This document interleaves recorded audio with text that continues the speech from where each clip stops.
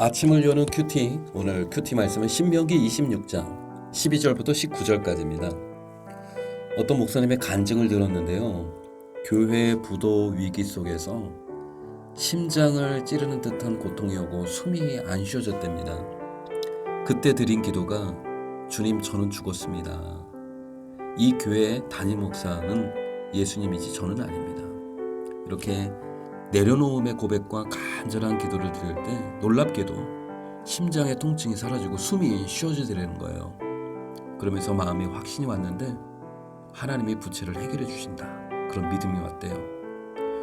그런데 그때 내 모든 문제를 주님께 맡겼고 주님이 해결해 주실 텐데 그럼 담임 목사인 나는 뭘 해야 되나, 그런 생각을 하셨대요. 빚도 주님이 갚아주시고 교회 부흥도 주님이 하시면 나는 뭘 해야지? 그때 주님의 음성이 들렸대요. 뭘 하긴, 사랑하는 거지. 사랑하는 거야.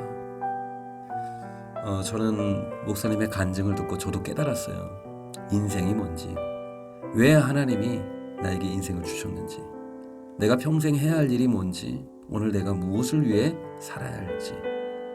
그것은 사랑하는 것, 축복하는 것, 감사하는 것. 은혜와 자비가 많으신 하나님, 사랑하며 살길 원합니다. 오늘도 주님 말씀 통해 하나님의 사랑을 채워주옵소서.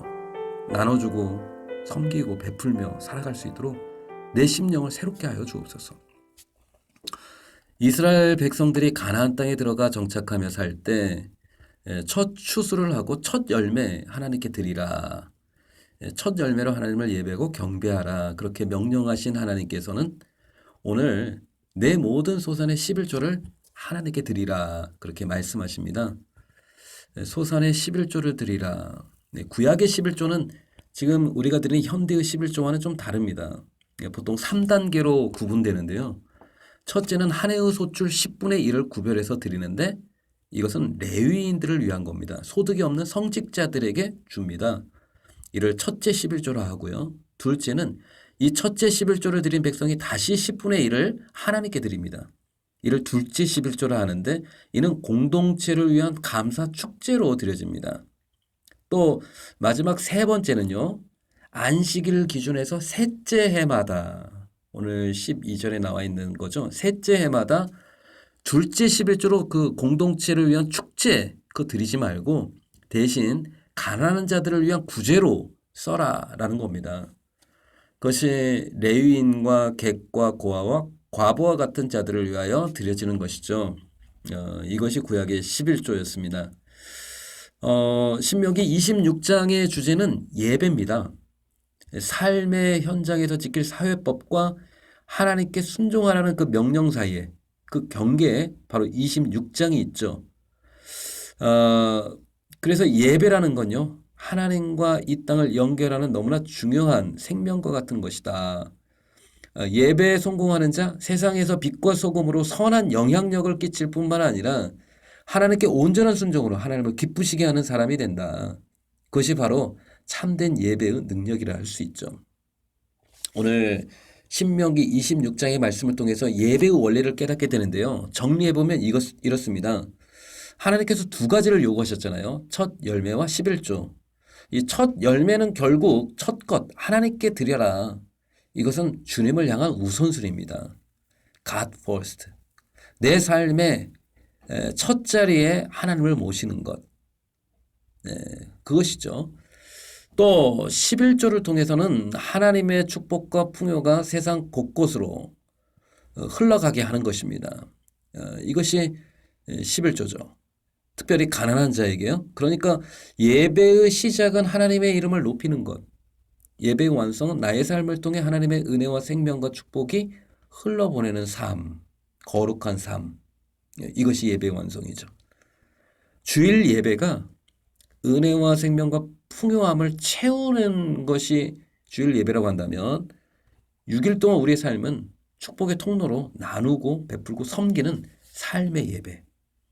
나 자신을 산 제물로 드리는 영적 예배를 할 수 있습니다. 적용 질문 드리겠습니다. 나의 예배는 하나님과 나의 관계를 넘어 가정과 교회 공동체로 확장되어 가고 있습니까?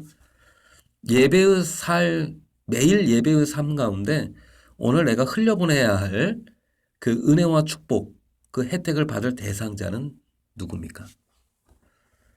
참된 예배란 일편단심, 하나님 사랑, 거기서부터 출발합니다. 그리고 그 은혜와 사랑이 내 삶의 현장으로까지 이어지는 것. 그것이 예배죠. 그래서 예배는 삶과 예배는 결코 분리될 수 없습니다. 하나님 사랑이 내 삶을 통해 흘러가는 것, 내게 주신 은혜와 축복을 가족과 이웃 연약한 지체들과 함께 나누는 것, 함께 즐거워하는 것, 그것이 하나님이 기대하시는 예배인 것이죠.